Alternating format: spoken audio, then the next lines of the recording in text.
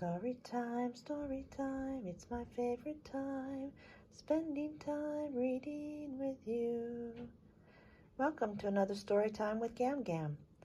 Let's see what we have for Welcome today. to Story Time with Gam Gam, and we have a special story for Easter this week, The Best Day Ever, and this is a Me Too book. I have not read any of these before, so let's check out this story. It was written by Marilyn Lashbrook, and it was illustrated by Chris Sharp.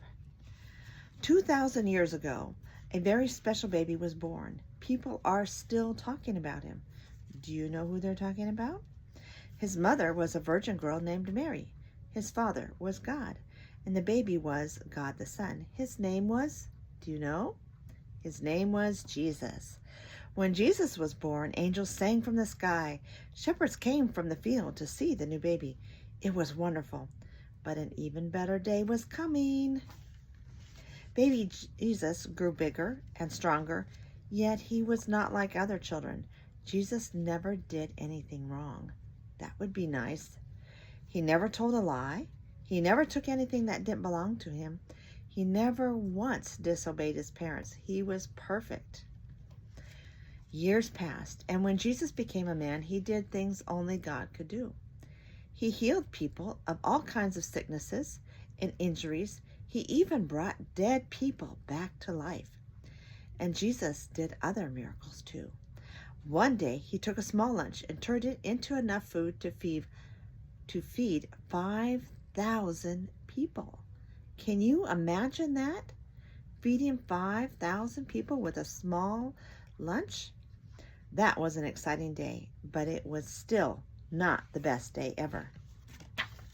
For 3 years, there was one miracle after another. Jesus and his disciples went from town to town, healing people and teaching them about God.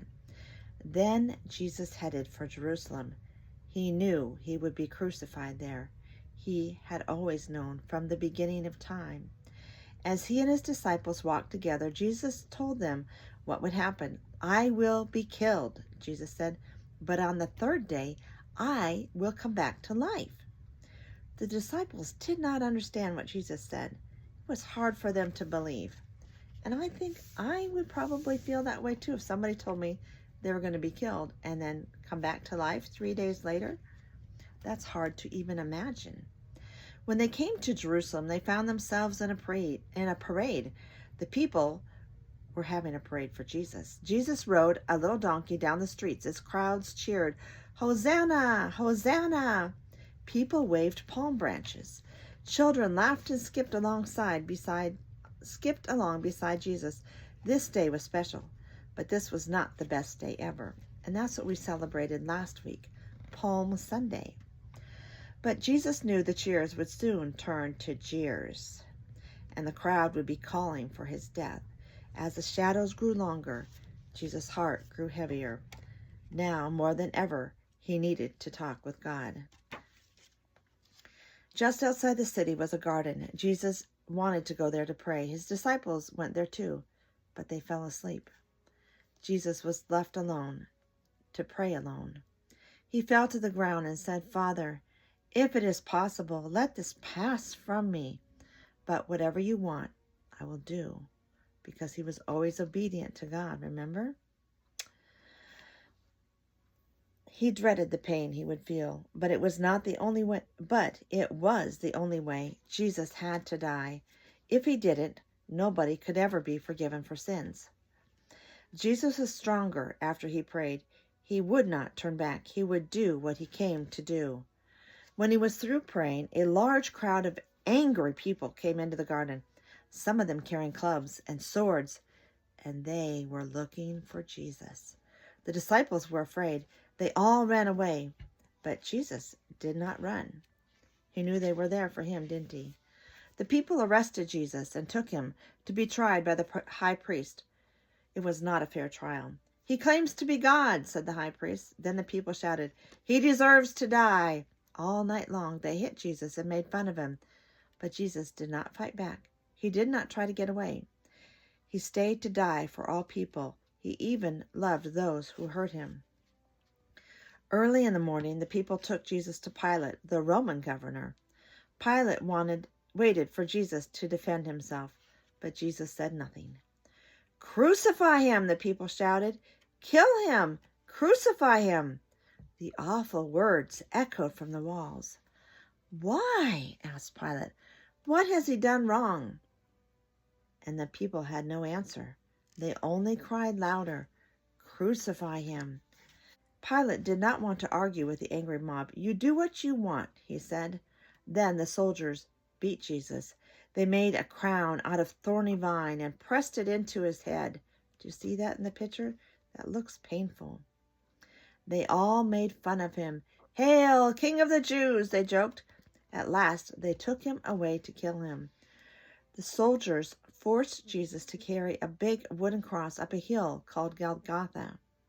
And actually, somebody else had to help carry it part of the way because Jesus was too weak from the beatings. After nailing his hands and feet in place, the soldiers lifted the cross. Jesus would hang there until he was dead. Many people came to watch. They yelled terrible things at Jesus, but he still loved them all, no matter what they said to him.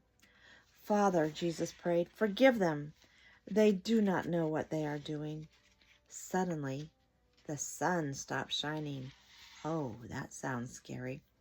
Jesus hung there in the darkness. Hours went by. In terrible pain and sorrow, Jesus cried out, "It is finished." Then he died. The instant he took his last breath, there was a great earthquake. The people were frightened. "What have we done?" they said. "Surely this man was the Son of God." The crowds left, and a man took Jesus' body down from the cross. Gently he wrapped it in a clean cloth. Then he placed Jesus' body in a tomb, a grave carved out of rock. The man rolled a big stone over the opening of the tomb. Jesus' disciples could not believe what had happened. All that night and the next day they sat in silence. Their hearts ached and their eyes burned. What would they do without Jesus? The gloomy hours dragged by. It seemed their sorrow would never end. But early the next morning, Sunday morning, the first day of the week, everything was different. The sun came up. An angel from heaven rolled the stone away. The tomb was empty. Jesus was risen from the dead. This was the best day ever. "He's alive! He's alive!" Some people shouted and some whispered, but soon everyone here heard. He did what he said. He rose from the grave. He's alive. When the disciples heard the news, they did not believe it. Then suddenly Jesus was standing in the room with them. "Peace be with you," he said. But they were still afraid to believe. Jesus showed them his hands and his side. One by one, they realized it was Jesus. How happy they were. The disciples began to understand what Jesus had told them, but they had a lot of questions. Who is he? Why did he have to die? Can you answer these questions? Jesus was glad to be with his friends, but his work on earth, it was finished. It was done. Now it was time for him to go. Just before Jesus went back to heaven, he talked with his disciples. "Go," he said, "tell everyone the good news." Then he was lifted up into the sky, up through the clouds, up to heaven. Someday, all who believe in Jesus as their Savior will join him and be with him forever and ever. The best day ever. I hope that you enjoyed this story about the meaning of Easter. You have a great day. Good night. I love you.